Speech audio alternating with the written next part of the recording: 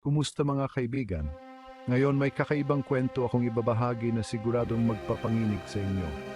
Sino nga ba ang misteryong kalansay na natagpuan sa lumubog na barko? Libu-libong taon na ang nakalipas nang lumubog ang isang barko sa gitna ng karagatan.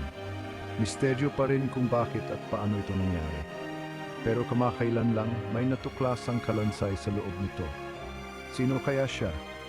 Sabi ng mga eksperto, mukhang ang kalansay ay pag-aari ng kapitan o isang importanteng tao sa barko.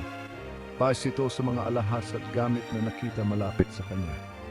Pero siyempre, hindi pa ito sapat na patunay. Masusing pag-aaral pa rin ang kailangan. May isang teorya na baka pirata ang kalansay.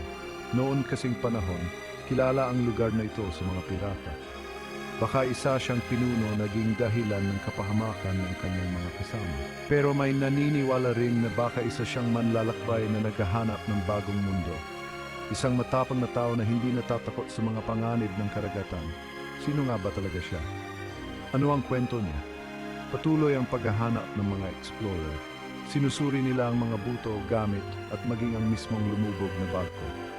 Baka balang araw, malalaman din natin ang katotohanan. Para sa akin, ang misteryo ay bahagi ng saya.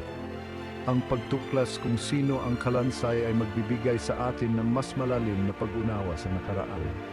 Isipin nyo, bawat kalansay ay may kwentong naghihintay na mabunyag. Kaya mga kaibigan, sumama kayo sa akin sa mga susunod na kabanata ng paglalakbay na ito. Sino pa kaya ang mga makikilala natin sa kailaliman ng dagat? Hanggang sa muli, mag-ingat kayo at patuloy na tuklasin ang mga misteryo ng mundo. Kung gusto nyo pa ng mga ganitong kwento, huwag kalimutang mag-subscribe at i-click ang notification bell. Kita-kits sa susunod na video.